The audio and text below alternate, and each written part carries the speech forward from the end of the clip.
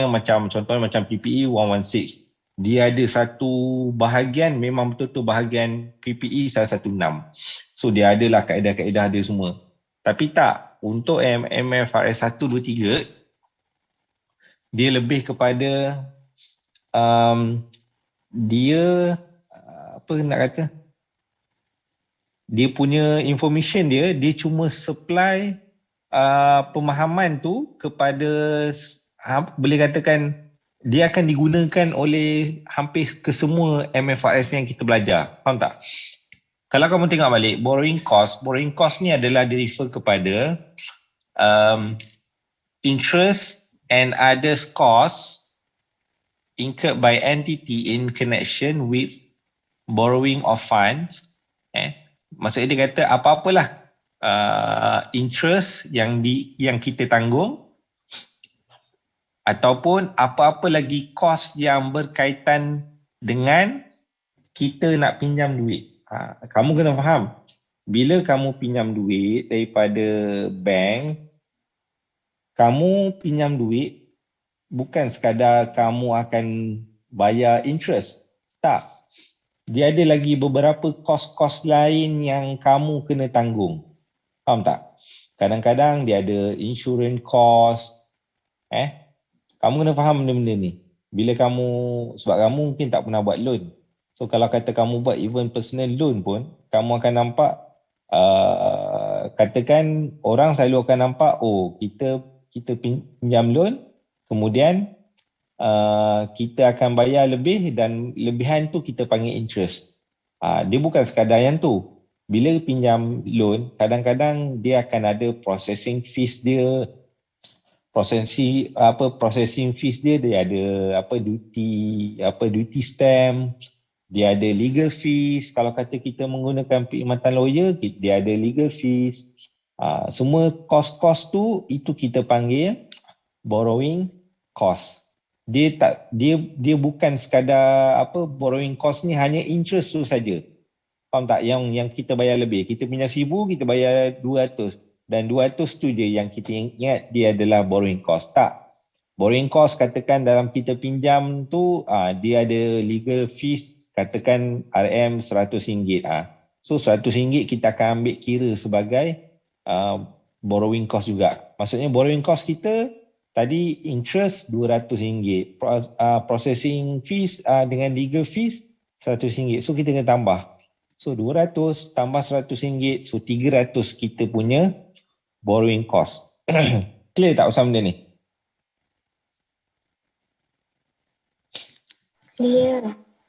Clear? Okay, dia kata kat sini borrowing cost include interest such as bank overdraft ke apa benda semua. Kalau kita buat pinjaman duit daripada bank sama ada short term ataupun long term, akan diambil kira. Kemudian amortization of discount. Kalau kata ada amortization daripada yang kita buat tu, so kita akan ambil kira. And then amortization of ancillary cost. Ini yang saya kata tu, amortization of ancillary cost tu maksudnya ada apa-apa macam macam kos-kos yang kita kena tanggung. Amortization lah dia punya ni. And then finance charge. Finance charge. Contohnya kita buat kita beli aset. Contohnya kita beli mesin. Mesin tu kita beli bawah finance lease. Maksudnya kita beli, kita bayar bulan-bulan. Bila kita bayar bulan-bulan, automatically bila kita bayar bulan-bulan, kita akan dikenakan charge. Betul. Kita akan kena charge, iaitu charge katakan yang interest. Kan macam your parent beli kereta bayar bulan-bulan, kan dia kena charge kan. So yang dia kena charge tu kita panggil kita panggil itulah finance charge. Yang ni korang akan belajar Next time kot. Ke kita dah belajar? List kita dah belajar belum?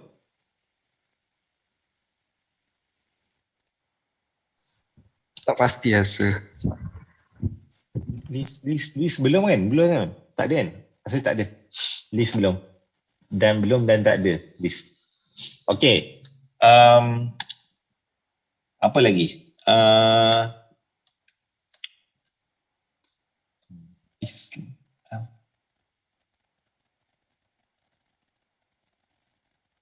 Okay. Kemudian kita ada apa lagi ya?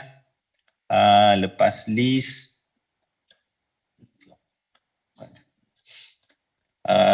Lepas tu kita ada exchange. Katakan kita pinjam duit daripada international bank. Kita pinjam daripada company luar negara. Okay, company bila kita pinjam duit daripada company bank luar negara ataupun daripada siapalah luar negara, kita akan pinjam katakan dalam bentuk dolar. Okay, duit dolar akan naik dan turun. Katakan duit tu turun, so kita akan jadi dia akan jadi loss kan. Maksudnya kita akan jadi rugilah. Sebab maksudnya hutang kita akan makin bertambah. Kalau kata hutang kita makin bertambah disebabkan oleh exchange loss tu, so exchange loss tu kita akan ambil kira juga sebagai borrowing cost. Clear? Borrowing cost bukannya sampai termasuk yang saya kata tadi. Sampai termasuk kalau kata dipinjam duit tu daripada overseas dan katakan dia pinjam duit $10,000, katakan $1 RM4, so total hutang kita adalah RM40,000. Okay, so kita hutang RM40,000 bersamaan dengan $10,000. Katakan lepas tahun hutang kita bertambah. Bukan bertambah, exchange rate dah jadi RM4.50. Kalau kamu darab balik dengan $10,000 darabkan dengan RM4.50, so jumlah hutang kita adalah RM45,000. Sebelum masa mula kita pinjam RM40,000 saja. Tapi disebabkan oleh pertukaran mata wang asing iaitu dolar, duit dolar naik, kita hutang dengan dolar. So dolar naik, so kita akan rugi sebab kita kena bayar hutang lebih lagi. Sebab kita kena bayar $10,000 bukan RM40,000. So RM5,000 yang loss tu loss on tukaran mata wang tu, exchange rate, loss tu kita boleh ambil kira dalam borrowing cost benda ni. Okay, clear?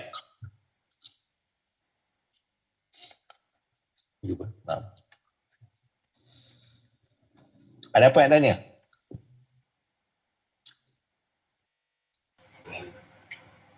Tak ada. Okay,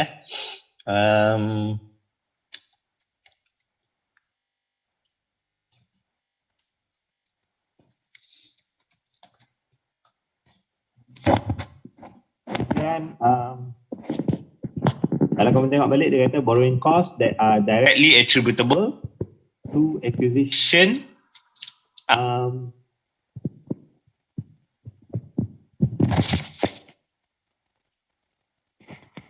dia kata yang borrowing cost ni yang kita akan boleh ambil kira adalah, maksudnya kalau kamu perasan kan kita nak kira harga initial cost kan. Contohnya kita nak kira PPE 116. Kamu beli katakan mesin tu daripada contoh China, okay, kan kita ada purchase price, kita ada cost of directly attributable, legal fees, transport cost, kan kita kena tambahkan dalam nak kira initial cost mesin kan. Nak kira harga mesin tu kita akan ambil kira semua benda tu kan. Okay, kita akan ambil kira sekali dengan borrowing cost sekali. Faham tak? So maksudnya borrowing cost ni kita akan dianggap sebagai directly cost of directly attributable kalau untuk acquisition, contohnya acquisition ni macam kita nak beli aset ke, nak beli apa-apa ke, dia akan ambil kira. Contohnya beli PPE, beli apa lagi? Kalau kata dia beli investment property termasuk juga. Kalau kata dia nak apa lagi? Construction, nombor 2 construction, katakan ada under MFRS. Construction kita dah belajar belum? Tak ada tak? MFRS yang kita belajar pasal construction? Tak ada kan?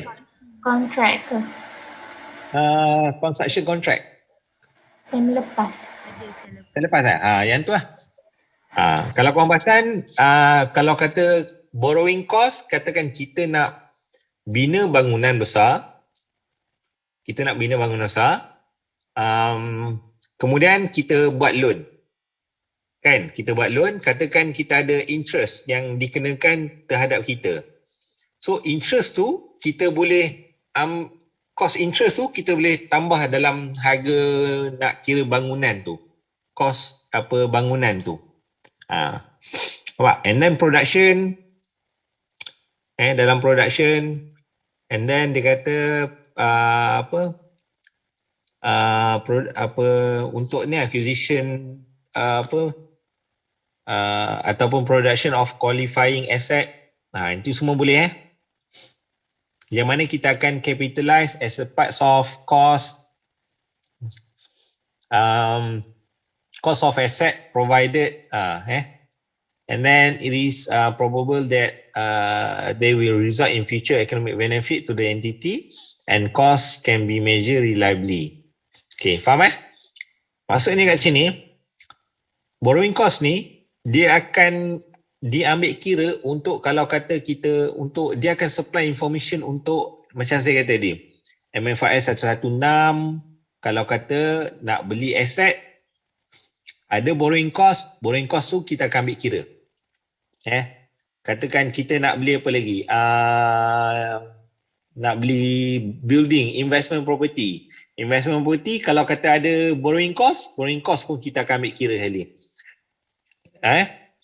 Sebab borrowing cost ni kamu kena ingat nilai dia adalah nilai yang tinggi. Contohnya nak beli bangunan, nak beli katakan company nak beli property. Okay, property, cost untuk beli property company kena bayar beberapa fees dan fees tu bukan murah, kadang-kadang fees tu tinggi, kadang-kadang ada kat 10,000 amount dia. Sebab dia kena bayar tu lah, nak kena bayar ni lah. Kemudian kadang-kadang kalau kata kamu kira balik kadang-kadang kalau beli rumah, katakan bangunan tu 1 juta.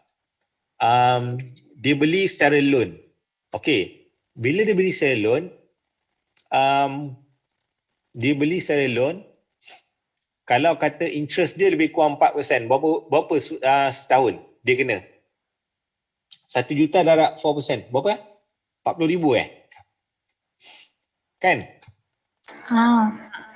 Interest yang dikenakan 40,000. Kalau 40,000 tu kamu declare dia sebagai finance cost bawah expenses, yang bawah dalam statement of profit and loss, automatic expenses kamu akan meningkat dan apa effect dia? Net profit akan berkurang.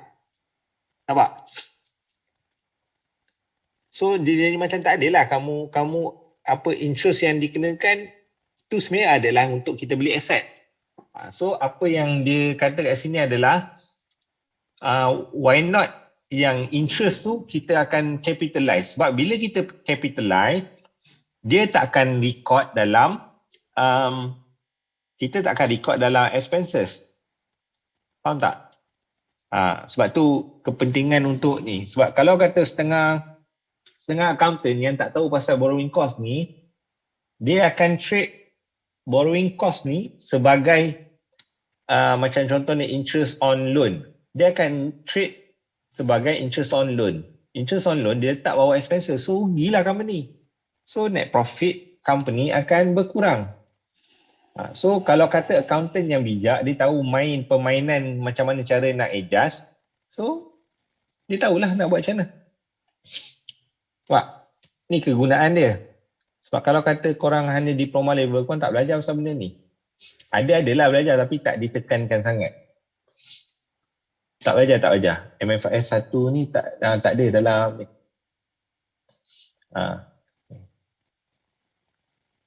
Okay. Boleh Itu yang dia kata kat sini. Kemudian dia kata walau bagaimanapun adakah semua amount tu kita akan ambil? Adakah semua amount kita akan ambil? Jawapan dia adalah tak semua amount yang kita akan ambil. So kamu kena faham pasal benda ni. Kita tak akan ambil semua amount dia. So apa yang kita akan ambil? Kita akan ambil sekadar dia ada limitation dia. Fund borrowing are specifically for the purpose of obtain qualifying asset. Yang pertama. And then the amount of capitalized for the actual borrowing cost specifically for the purpose of obtaining qualifying asset less income from temporary investment. Ni. Contoh macam ni tau. Dia beli aset tu, katakan daripada dia beli aset tu, katakan dia ada dapat income daripada aset yang dia beli tu. Contoh. Macam dia katakan mula-mula dia beli mesin, kemudian dia tak guna lagi mesin tu, dia sewakan mesin tu. Okay, so kita kena tolak dengan katakan contoh sini lah. Dia sewa dia buat loan untuk buat bangunan, contoh mula-mula. So apa yang berlaku adalah dia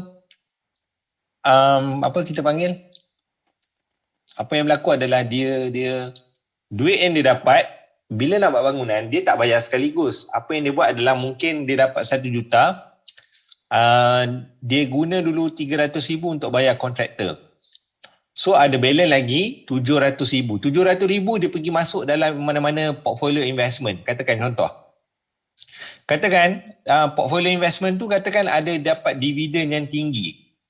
Katakan adalah dapat income daripada dividen, katakan dapat dalam 50,000. Okey. So katakan interest yang dikenakan kepada kita, katakan contoh 100,000. So kita tak boleh capitalize yang full 100,000. Kita kena tolak dulu dengan apa-apa income yang kita dapat daripada pinjaman tersebut tadi. Katakan tadi kita simpan, kita letak dia sementara dalam katakan dalam mana-mana portfolio investment, kita dapat katakan 50,000 dia. So kena ambil 100,000 yang borrowing cost yang total, tolakkan dengan kita panggil kita kena tolakkan dengan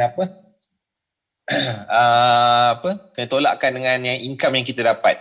So 100,000 tolak 50,000, so yang kita boleh recognize yang borrowing cost hanya yang setakat 50,000 je, yang balance dia tu. Faham tak?